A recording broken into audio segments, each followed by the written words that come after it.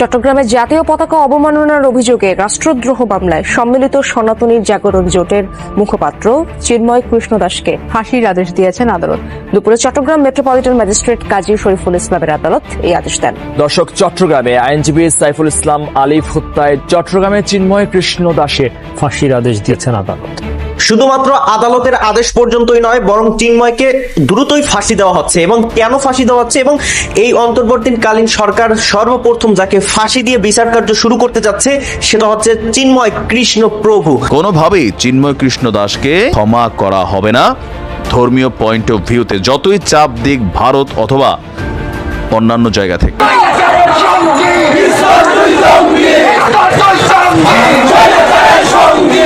তারা ডেফিনেটলি একটা political asset হিসেবে বাংলাদেশে কাজ করছে, পলিটিক্যাল এজেন্ডা বাস্তবায়নের জন্য কাজ করছে, যার কারণেই জুলাই আগস্টের পর থেকেই দেখছি ইসকন বিভিন্নভাবে হিন্দু ধর্মের কার্ড ফেরার চেষ্টা করছে, হিন্দু ধর্মের মানুষজনকে উস্কে দেওয়ার চেষ্টা করছে।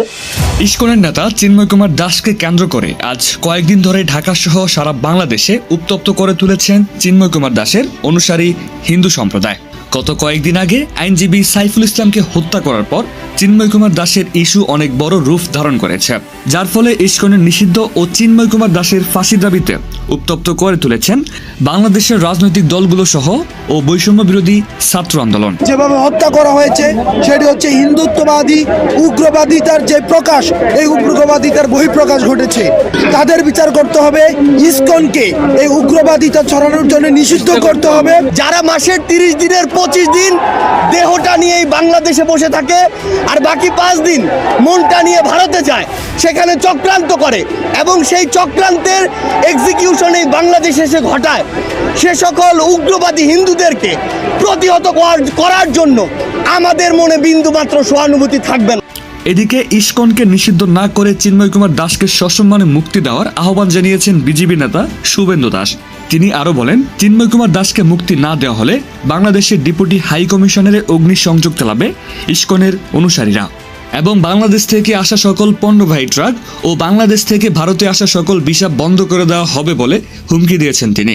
আমি এখান থেকে দাবি করছি, ভিসা 100% স্টপ করুন। আমরা প্রয়োজন হলে একদিন অপেক্ষা করে ভিসা দপ্তরেও যাব, এখানে ভিসা সেন্টারে স্টপ, ভিসা দেওয়া বন্ধ করুন completely. Export import permit issue করা বন্ধ করুন, বাকিটা আমরা বর্ডারে করব। এবার আসুন শুভেন্দু অধিকারীতে। আমার প্রথম প্রশ্ন আপনার দর্শকদের, যে শুভেন্দু এই যে ধরকাটা মুরগির মতো লাফিয়ে লাফিয়ে বেড়াচ্ছে, ঘুরে ঘুরে বেড়াচ্ছে, ওর ক্ষমতা কতটুকু এটা তো মানুষকে বুঝতে হবে। শুভেন্দু অধিকারী বিজেপির বাংলার বিরোধী দলনেতা, ও টিভির সামনে হাওয়া গরম করে বলছে আমি ভিসা বাতিল করে দেবো। ওর কি ক্ষমতা আছে? ওর 14 পুরুষের ক্ষমতা আছে ভিসা বাতিল করার? সেই সিদ্ধান্ত নেবে নরেন্দ্র মোদী, দেশের স্বরাষ্ট্রমন্ত্রী অমিত শাহ এবং কেন্দ্র সরকার। শুভেন্দু তো নিতে পারবে না। এবার বাংলাদেশে যে ঘটনা ঘটছে তার বিরুদ্ধে যদি কোনো পদক্ষেপ নিতে হয় বা কোনো একটা দেশের অবস্থান হয়, তাহলে সেটাও ঠিক করবে কেন্দ্র সরকার। শুভেন্দু অধিকারীটা কে যে ও ঘুরে বেড়াচ্ছে? আর শুভেন্দু অধিকারীর ব্যাপারে আমি পরিষ্কার স্পষ্ট ভাষায় দর্শকদের বলে দিই, যতদূর আমার বক্তব্য পৌঁছবে, শুভেন্দু অধিকারীর বাংলাদেশ নিয়ে কোনো মাথা ব্যথা নেই। শুভেন্দু অধিকারীর হিন্দু সনাতনীদের নিয়ে কোনো মাথা ব্যথা নেই। ও যখন তৃণমূলে ছিল তখন গরুর মাংস খেত, সেই জন্য আমি বলে দিয়েছিলাম বলে আইনি নোটিশ পাঠিয়েছিল। ওর কোনো মাথা ব্যথা নেই। ও চাইছে, ও একটা নোংরা ষড়যন্ত্র এঁটেছে। এদিকে গতকাল 29 নভেম্বর ডেপুটি হাই কমিশনারের বাংলাদেশের জাতীয় পতাকায় আগুন ও বাংলাদেশের প্রধান উপদেষ্টা ডক্টর মোহাম্মদ ইউনূসের কুশপুত্তলিকা পুড়িয়েছেন বিজেপি নেতা শুভেন্দু দাস সহ ইসকনের অনুসারীরা। ইসকনের সাবেক নেতা চিন্ময় কৃষ্ণ দাস গ্রেপ্তারকে কেন্দ্র করে কলকাতায় ডেপুটি হাইকমিশনের সামনে বাংলাদেশের জাতীয় পতাকা ও প্রধান উপদেষ্টা অধ্যাপক ডক্টর মোহাম্মদ ইউনূসের কুশপুত্তলিকা পোড়ানো দুঃখজনক উল্লেখ করে এর তীব্র নিন্দা জানিয়েছে বাংলাদেশ। বাংলাদেশের পররাষ্ট্র মন্ত্রণালয়ের পক্ষ থেকে এক বিবৃতিতে বলা হয়, বিপুল সংখ্যক বিক্ষোভকারী কলকাতার ডেপুটি হাই কমিশনের সামনে এসে সমাবেশে যোগ দেন, যা এক পর্যায়ে সহিংস রূপ নেয়। এদিকে শুক্রবার ভারতের পার্লামেন্টের লোকসভায় বাংলাদেশ পরিস্থিতি নিয়ে লিখিত বিবৃতি দেন পররাষ্ট্রমন্ত্রী এস জয়শঙ্কর। বলেন, সংখ্যালঘুদের বিষয়ে বাংলাদেশ সরকারের কাছে উদ্বেগ জানিয়েছে দিল্লি। ঢাকায় নিযুক্ত ভারতীয় হাইকমিশনার বিষয়গুলো গভীরভাবে পর্যবেক্ষণ করছেন। এছাড়া ভারতের পররাষ্ট্র মন্ত্রণালয়ের মুখপাত্র রণধীর জয়সওয়াল সাপ্তাহিক ব্রিফিংয়ে বলেন, বাংলাদেশের সহিংসতা ও উস্কানির ঘটনা বাড়ছে। ইসকনের সাবেক নেতা চিন্ময় কৃষ্ণ দাসের স্বচ্ছ ও ন্যায় বিচার আশা করেন তিনি। That India has consistently and strongly raised with the Bangladesh government the threats and targeted attacks on Hindus and other minorities. Our position on the matter is very clear. The interim government must live up to its responsibility of protecting all minorities. এ পাল্টাপাল্টি বক্তব্য দুই দেশের সম্পর্কে কেমন প্রভাব ফেলে তাই দেখার বিষয়। শুধুমাত্র তীব্র নিন্দা জানিয়ে সবকিছুর সমাধান হয় না। আমার কাছে মাঝে মাঝে মনে হয়, ছোট্ট একটা গল্প বলি। মুসলিম ভাইয়ের বউয়ের একটা নাতি ছিল, তো ভাবি মাঝে মাঝে বকাঝকা করতো। তো একদিন উনি জিদ করে মাইর দিছে। তো মাইর দেওয়ার পরে ভাবির নাতি বলতে আছে, তুমি মাল লাকা, তুমি আমার বকবায় না, মানে ফদাইবা, কুমিল্লার ভাষায় ফদাইবা, ফদাফদি মানে হচ্ছে বকাবকি। তো মানে এখন বকলে আর মারলে পার্থক্য কি? তার বক্তব্য, বকলে তো গায়ে লাগে না, ব্যথা পাই না, মারলে তো ব্যথা পাই। এই কথাটা বলার এই কারণটা হচ্ছে, গতকালকে থেকে কলকাতায় এই বিজেপির একজন নেতা শুভেন্দু, তার যে একটা অ্যাক্টিভিটি শুরু হয়েছে বাংলাদেশ ইস্যুতে, বিশেষ করে কলকাতার কয়েকটা টেলিভিশন চ্যানেল, পত্রিকা প্লাস এই বিজেপির টিমটা, কংগ্রেস, তৃণমূল, তারা তাদের অবস্থান প্রকাশ করেছে যে বাংলাদেশ একটা আলাদা রাষ্ট্র। এই বিষয়ে তাদের সরকারের কোনো বক্তব্য দেওয়ার সুযোগ নেই। আপনার কেন্দ্রীয় সরকার যেটা সিদ্ধান্ত নেবে সেটাতে তারা সমর্থন জানাবে, তবে ধর্মীয় ইস্যুতে যেন বাংলাদেশে কোনো অস্থিতিশীল পরিবেশ তৈরি না হয়, এটা তাদের প্রত্যাশা। সুন্দর বক্তব্য মমতা দিদির। কিন্তু বিজেপির যে পার্টটা কলকাতায় আছে, তারা করছে কি, বাংলাদেশের যে হাই কমিশন, বলছিলাম না এরা অ্যাকশনে যাবে, অ্যাকশনে কিন্তু গেছে। আজকে তারা বাংলাদেশের হাই কমিশনে গিয়ে যে আমাদের জাতীয় পতাকা আছে, সেই পতাকাকে সেখান থেকে টাইনা হেসরাইয়া নামাইয়া সেটাকে কেউ পা দিয়া পদদলিত করেছে, নানান ধরনের অ্যাক্টিভিটিস কিন্তু চালিয়েছে। আবার আমাদের বাংলাদেশে এগুলো টুকটাক ঘটছে। সাইকেলের মধ্যে ভারতের ছবি টবি লাগায় আজকে দেখলাম জুতা পেটা করা হচ্ছে। তো এই বিষয়গুলো একটা কিন্তু আরেকটা টাইনে নিয়ে আসতেছে।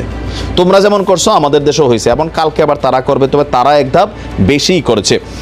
কলকাতায় বাংলাদেশের ডেপুটি হাই কমিশন এবং ভারতে বাংলাদেশের অন্যান্য কূটনৈতিক মিশনের পাশাপাশি কূটনৈতিক এবং অকূটনৈতিক সদস্যদের জন্য নিরাপত্তা নিশ্চিত করার জন্য ভারত সরকারের প্রতি আহ্বান জানিয়েছে বাংলাদেশ। বাংলাদেশ সরকারের পক্ষ থেকে বলা হয়েছে, গভীর উদ্বেগের সঙ্গে উল্লেখ করা হয়েছে, কলকাতায় বাংলাদেশের ডেপুটি হাই কমিশনের বাইরে বিকেলে কলকাতার একটি হিন্দু সংগঠন বঙ্গীয় হিন্দু জাগরণ দ্বারা সহিংস বিক্ষোভ হয়েছে। সে সময় বিক্ষোভকারীদের একটি বড় দল আয়োজিত সমাবেশ এবং বিক্ষোভ থেকে সহিংস হয়ে ওঠে। বিক্ষোভকারীরা পুলিশের ব্যারিকেড ভেঙে বাংলাদেশ ডেপুটি হাই কমিশন সীমানায় পৌঁছায়। তারা বাংলাদেশের জাতীয় পতাকাতে আগুন দিয়েছে এবং বাংলাদেশ সরকারের প্রধান উপদেষ্টা ডক্টর মোহাম্মদ ইউনূসের কুশপুত্তলিকা দাহ করেছে, মানে আগুন দিয়েছে। পরিস্থিতি বর্তমানে নিয়ন্ত্রণে আছে বলে মনে হলেও ডেপুটি হাই কমিশনের সব সদস্যদের মধ্যে নিরাপত্তাহীনতা বিরাজ করছে। বাংলাদেশ সরকার বাংলাদেশের জাতীয় পতাকা অবমাননা এবং প্রধান উপদেষ্টার কুশপুত্তলিকা পোড়ানোর জঘন্য কাজের তীব্র নিন্দা জানিয়েছে। ভবিষ্যতে যেন এই ধরনের ঘটনা না ঘটে সেটার প্রতি আহ্বান জানিয়েছে। তো সেখানে তাদের নিরাপত্তার জন্য ভারত সরকারকে বলা হয়েছে। সরকার প্রটোকল দিবে, কিন্তু প্রটোকলের বাহিরে অনেক ঘটনা ঘটবে। এক্সট্রিম লেভেলে ভারত করছে। ইভেন ইসকনের যে ভারতের যারা অনুসারী আছেন, চত্রুপল সম্ভবত এলাকাটার নাম, না আমি নামটা একটু ভুল হইতে পারে, পেট্রো বাংলা বা কি জানি, সরি নামটা ভুল। বাংলাদেশ এবং ভারতের মধ্যে সেখানে আপনার আমদানি রপ্তানির ঘটনা ঘটে গেল 3 দিন যাবত, সেটা তারা বন্ধ করে দিয়েছে। ইভেন কলকাতার রাস্তায় বাঙালি যারা ইসকনের অনুসারী আছে, তারা বলছে কুমিল্লা চাই, ওই চট্টগ্রাম চাই, তারপর আরও কোন কোন জায়গায় জানি চায়। আপনি চিন্তা করতে পারেন তারা এরকম বক্তব্য দিচ্ছে। তাদের দেশে টেলিভিশনে দেখানো হচ্ছে চট্টগ্রাম, এটা আসলে ভারতের অংশ, এটার দরকার ভারতের। নানান ধরনের অ্যাক্টিভিটিস কিন্তু ভারত এই মুহূর্তে করছে। তো বিশেষ করে ডক্টর মোহাম্মদ ইউনূসকে নিয়ে এমন ধরনের ঘটনা করবে এরা, এটা কিন্তু মানে চিন্তার বাহিরে। তবে এটা হালকা হিসাবে চলে যাবে। কেন চলে যাবে? কারণ এটা ওইখানে যারা করছে, ওই যে বঙ্গীয় হিন্দু জাগরণ, তারা কোনো পলিটিক্যাল দল না। তো কোনো দেশের নাগরিক বলতেই পারে, বাংলাদেশে আমরা মোদিকে নিয়ে প্রতিদিন গালাগালি করি, মোদির 14 গোষ্ঠী উদ্ধার করি। তো এগুলো নিয়ে ভারত সরকার কতটুকু কি থামাইতে পারছে? পারে নাই। তো আজকে এই কারণে তারাও মনে করতেছে ঠিক আছে, কারণ মিডিয়াতে তো এগুলো দেখা হচ্ছে, দেখছে বাংলা ভাষাভাষীরা, কিন্তু আমাদের ব্লগ দেখে, আমাদের অ্যাক্টিভিটিস দেখে, আমরা যেমন তাদেরগুলো দেখি। একটা জঘন্য খেলা তৈরি হয়েছে, এখান থেকে বের হয়ে আসা উচিত। এখন ভারত কি আমাদেরকে ওইভাবে শক্তভাবে, মানে ভারত সরকার এটার ব্যাপারে সিদ্ধান্ত নেবে? আমার তো মনে হয় না। এই বলার জন্য একটা বলবে, ওকে ফাইন, এতটুকুই, 4টা পুলিশ দ্বারা করাই দিবে, এর বেশি কিছু না। তবে এগুলোর সমাধান দরকার। ভারতকে বাংলাদেশের ইস্যুতে সম্মান দেওয়া দরকার, যেটা এরা বরাবরই দিচ্ছে না। আশা করি সরকারের ব্যাপারে শক্ত সিদ্ধান্ত নেবে। ভারতে মসজিদের সীমানা জরিপকে কেন্দ্র করে এক দাঙ্গায় 5 জন নিহত হয়েছে, এর ভিতরে ম্যাক্সিমাম মুসলমান। দাঙ্গাটা কি? মুঘল আমলের একটা মসজিদ, সেই মসজিদকে হিন্দু কয়েকজন মিলে মামলা করেছে যে এই মসজিদের সীমানার ভিতরে মসজিদ তৈরির আগে হিন্দু কোনো একটা প্রাচীন মন্দির ছিল এবং মন্দিরের জায়গায় মসজিদ করেছে। অথচ যারা অভিযোগ করেছে তাদের 14 পুরুষেরও হয়তোবা ওই সময় জন্ম হয়নি যখন এই মসজিদ হয়েছে। এই অভিযোগটা করে দিল। এখন জরিপ করার জন্য আদালত থেকে লোক চলে আসলো, দাঙ্গা হলো, একদম প্ল্যান করে দাঙ্গা লাগানো হলো এবং সেখানে মুসলমান মারা গেল। এটা নিয়ে কিন্তু ভারত কোনো কথা বলছে না। বাংলাদেশে জুলাই আগস্টে এত সাধারণ জনতা মারা গেল, এটা নিয়ে তাদের টেনশন নেই। একটা চাইল্ড অ্যাবিউজার চিন্ময় কৃষ্ণ দাসকে গ্রেফতার করা নিয়ে তাদের দুনিয়ার মাথা ব্যথা, তাদের মাথায় ক্যান্সার হয়ে গেছে, টিউমার হয়ে যাচ্ছে। এগুলো আমরা বুঝি।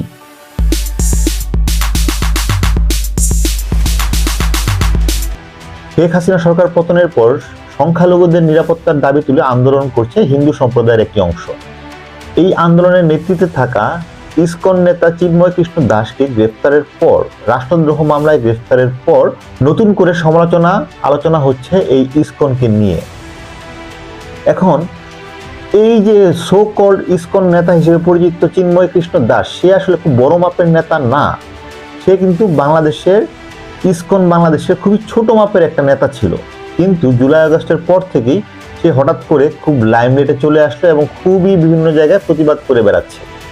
এখন যখন আসলে সাধারণ মানুষ ভাবছে যে এ হচ্ছে ইসকন নেতা, তখন কিন্তু বর্তমান ইসকনের কেন্দ্রীয় নেতা তাকে ডিজাউন করেছে, অলরেডি সংবাদ সম্মেলন করে বলেছে যে চিন্ময় কৃষ্ণ দাসকে আরো 3-4 মাস আগেই ইসকন থেকে বহিষ্কার করা হয়েছে কিছু অনৈতিক কার্যকলাপের জন্য। যদিও সে সরাসরি বলেনি অনৈতিক কার্যকলাপগুলো কি, কিন্তু সকল তথ্য যা পাওয়া গিয়েছে তাতে বোঝা যায় সে শিশু নির্যাতনকারী হিসেবে অভিযুক্ত।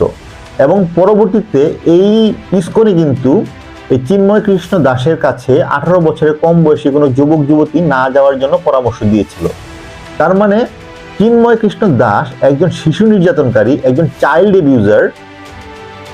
সে জুলাই আগস্টের পর থেকে বিভিন্ন রকম হঠাৎ করেই বড় নেতা হয়ে গিয়েছে এবং বাংলাদেশের বিভিন্ন জায়গায় অরাজকতা সৃষ্টি করার চেষ্টা চলছে। এইরকম একজন ব্যক্তিকে আটক করার পরে তাকে ঘিরে ইন্ডিয়ার পররাষ্ট্রমন্ত্রী জয়শঙ্কর এবং মোদি পর্যন্ত কনসার্ন। সাধারণ হিন্দুরা না বুঝেই, বাংলাদেশের যারা সাধারণ হিন্দুরা রয়েছে তাদেরকে ব্রেইন ওয়াশ করে উল্টাপাল্টা বুঝিয়ে তাদেরকে রাজপথে নামিয়ে দিচ্ছে এবং তার মাঝখান দিয়ে, তথ্য প্রমাণের ভিত্তিতেই বলছি, তার মাঝখান দিয়ে আওয়ামী লীগের যে সব নেতা ফেতা রয়েছে তারা এই ছদ্মবেশে বিভিন্ন রকম অপকর্ম করে বেড়াচ্ছে, যার মধ্য দিয়ে কিন্তু অলরেডি চিটাঙে একজন আইনজীবী খুন হলো। এখন প্রশ্ন হচ্ছে সে কোন ধর্মের, সেটা আমরা সাইড করে রাখি। একটা মানুষ যে কিনা শিশু নির্যাতনকারী, তার বিরুদ্ধে চাইল্ড অ্যাবিউজের অভিযোগ রয়েছে, যাকে কিনা দল থেকে বা সংগঠন থেকে বলা হয়েছে যে এই লোকের কাছে যাতে 18 বছরের কোনো কম বয়সী শিশু কিশোর না যায়, এমন একটা মানুষ যে ধর্মেরই হোক, ধরলাম সে মুসলমান বা হিন্দু বা খ্রিস্টান, সে কি ভালো মানুষ? সে হিন্দু না সে ইসকন সদস্য বাদ দেন, সে মানুষ হিসেবে তো অবশ্যই ভালো না। আজকে যদি সে এই ইসকন সদস্য সকল অথবা সে সনাতনী জাগরণ জোটের নেতা বা মুখপাত্র যাই হোক না কেন, সে যদি আজকে এই সব পরিচয় না দিয়ে এটা যদি একটা মুসলমান ধর্মেরও কেউ হতো, তাহলেও আপনি তাকে সমর্থন করতে পারি না। বিকজ অপরাধটা হচ্ছে অপরাধ। মানুষের পরিচয় পরে একটা আলেমের ঘর থেকেও একটা ছেলে খুনি হিসেবে বা মাস্তান হিসেবে বের হতে পারে, তাই বলে কি তার শাস্তি হবে না? এই ব্যক্তি চিন্ময় কৃষ্ণ দাস অবশ্যই সন্দেহজনক এবং এইরকম একটা অ্যাকিউজ পারসন, যার বিরুদ্ধে শিশু নির্যাতনের অভিযোগ রয়েছে, যার বিরুদ্ধে রাষ্ট্রদ্রোহ মামলা হয়েছে, যার বিরুদ্ধে অবশ্যই কনক্রিট এভিডেন্স রয়েছে সরকার এবং আইন সংস্থার কাছে, তার জন্য ভারতের পররাষ্ট্রমন্ত্রী থেকে শুরু করে প্রধানমন্ত্রী পর্যন্ত কনসার্ন। এটা কি ভাবা যায়? নাকি অন্যভাবে যদি চিন্তা করেন, চিন্ময় কৃষ্ণ দাস কি এমন বড় অ্যাসেট ইন্ডিয়ার বা এমন বড় কোনো প্লেয়ার ইন্ডিয়ার যাকে আটক করায় ইন্ডিয়া এত কনসার্ন। প্রশ্ন আপনাদের কাছে যে একটা রেপিস্ট বা একটা চাইল্ড অ্যাবিউজারের পক্ষে কি ইন্ডিয়া দাঁড়াচ্ছে, নাকি এই চিন্ময় কৃষ্ণ দাস ভারতের কোনো অ্যাসেট, ভারতের কোনো বড় কোনো প্লেয়ার যারা কিনা বাংলাদেশকে অস্থির করার চেষ্টায় নেমেছে, যাকে ধরার ফলেই এত বড় ইস্যু তৈরি হচ্ছে। সাধারণ হিন্দু বা যে ধর্মেরই হোক না কেন, অনুসারী হোক না কেন, তারাও এরকম একটা মানুষের পক্ষে দাঁড়াবে না আমি নিশ্চিত। তাহলে তার পক্ষে দাঁড়াচ্ছে কারা? যারা তাকে ইউজ করে বাংলাদেশের ধর্মীয় দাঙ্গা ফ্যাসাদ লাগানোর চেষ্টা করছে। ভারতে মসজিদের সীমানা জরিপকে কেন্দ্র করে এক দাঙ্গায় 5 জন নিহত হয়েছে, এর ভিতরে ম্যাক্সিমাম মুসলমান। দাঙ্গাটা কি? মুঘল আমলের একটা মসজিদ, সেই মসজিদকে হিন্দু কয়েকজন মিলে মামলা করেছে যে এই মসজিদের সীমানার ভিতরে মসজিদ তৈরির আগে হিন্দু কোনো একটা প্রাচীন মন্দির ছিল এবং মন্দিরের জায়গায় মসজিদ করেছে। অথচ যারা অভিযোগ করেছে তাদের 14 পুরুষেরও হয়তোবা ওই সময় জন্ম হয়নি যখন এই মসজিদ হয়েছে। এই অভিযোগটা করে দিল। এখন জরিপ করার জন্য আদালত থেকে লোক চলে আসলো, দাঙ্গা হলো, একদম প্ল্যান করে দাঙ্গা লাগানো হলো এবং সেখানে মুসলমান মারা গেল। এটা নিয়ে কিন্তু ভারত কোনো কথা বলছে না। বাংলাদেশে জুলাই আগস্টে এত সাধারণ জনতা মারা গেল, এটা নিয়ে তাদের টেনশন নেই। একটা চাইল্ড অ্যাবিউজার চিন্ময় কৃষ্ণ দাসকে গ্রেফতার করা নিয়ে তাদের দুনিয়ার মাথা ব্যথা, তাদের মাথায় ক্যান্সার হয়ে গেছে, টিউমার হয়ে যাচ্ছে। এগুলো আমরা বুঝি, এগুলো কেন করা হচ্ছে আমরা বুঝি। আমরা এই ভারতের থেকে 100 গুণ ভালো মানুষ দেখেই এরকম একটা ঘটনা ঘটার পরেও, যেখানে কিনা আদালত প্রাঙ্গণে এই চিন্ময়ের সমর্থকদের দ্বারা একজন মুসলমান, একজন আইনজীবী খুন হওয়ার পরেও আমরা শান্ত থেকেছি। বাংলাদেশের সাধারণ মানুষ, যে ধর্মের হোক না কেন, সাধারণ মানুষ, বাংলাদেশের মানুষ শান্ত থেকেছে, কোনো রকম হিন্দুদের উপর অত্যাচার করেনি। কিন্তু এই একই ঘটনা যদি আজকে ভারতে হতো, যদি কোনো মুসলমানদের দাঙ্গায় একটা হিন্দু মারা যেত, এতক্ষণে 100 মুসলমানের বাড়ি জ্বালিয়ে দেওয়া হতো, 10-20 জন মার্ডার হয়ে যেত। তো এই যে গেম প্ল্যান, এই যে খেলা খেলছে পতিত সরকার অথবা প্রতিবেশী যে রাষ্ট্র অথবা যারা তার তৈরি করা, তার পেমেন্ট করা, তার অ্যাসেট যারা রয়েছে বাংলাদেশে, তারা যে এই গেম প্ল্যান করছে সেটা কিন্তু আমরা বুঝি। কিন্তু বোঝার দরকার সাধারণ জনগণকে, বোঝার দরকার সহজ সরল সাধারণ মানুষজনকে, সেটা সে যেই ধর্মেরই হোক। তো একটা চাইল্ড অ্যাবিউজার একটা মানুষের রাইটের পক্ষে দাঁড়াতে পারি, যে কোনো ধর্মের মানুষের পক্ষে আমরা দাঁড়াতে রাজি আছি, কিন্তু একটা চাইল্ড অ্যাবিউজার যাকে তার নিজের দল বহিষ্কার করেছে এই চাইল্ড অ্যাবিউজ করার কারণে, তাকে কোনো সাধারণ মানুষ, সুস্থ মানুষ সমর্থন করতে পারে না। This is my final word. আর এই ইসকন নিয়ে আজকে আমি কথা বলছি না, বিকজ ইসকন নিয়ে আমি আগেও কথা বলেছি। এই ইসকন এমনি সমালোচিত একটা সংগঠন, বাংলাদেশে সাধারণ হিন্দুরাও ইসকনকে পছন্দ করে না। প্রচুর অভিযোগ রয়েছে ইসকন সমর্থকরা বিভিন্ন সাধারণ হিন্দুদের যে মন্দির সেগুলোকে দখল করেছে, অত্যাচার করেছে এবং অনিয়মের হাজারটা অভিযোগ রয়েছে বাংলাদেশ সহ পৃথিবীর বিভিন্ন জায়গায়। এবং পৃথিবীর বিভিন্ন দেশে যেমন এর অস্তিত্ব রয়েছে, তেমনি পৃথিবীর বিভিন্ন জায়গায় এই সব সংগঠনকে, এই ইসকনের মতো সংগঠনকে নিষিদ্ধ ঘোষণা করারও বিভিন্ন নজির রয়েছে। তো আজকে আমি ইসকন নিয়ে কথা বলছি না, আজকের এপিসোডটা শুধুমাত্র এই চিন্ময় কৃষ্ণ দাসকে। প্রশ্ন আপনাদের কাছে যে আপনি কার পক্ষে দাঁড়াচ্ছেন? আপনি সাধারণ একজন বাংলাদেশের মানুষ, বাংলাদেশের একজন হিন্দু, বাংলাদেশের একজন জনগণ হয়ে আপনি কার পক্ষে দাঁড়াচ্ছেন? প্রিয় দর্শক, আপনি কোন দাবির পক্ষে? ইসকনের নেতার নিষিদ্ধের পক্ষে, নাকি ইসকনের নেতা চিন্ময় কুমার দাসের মুক্তির পক্ষে?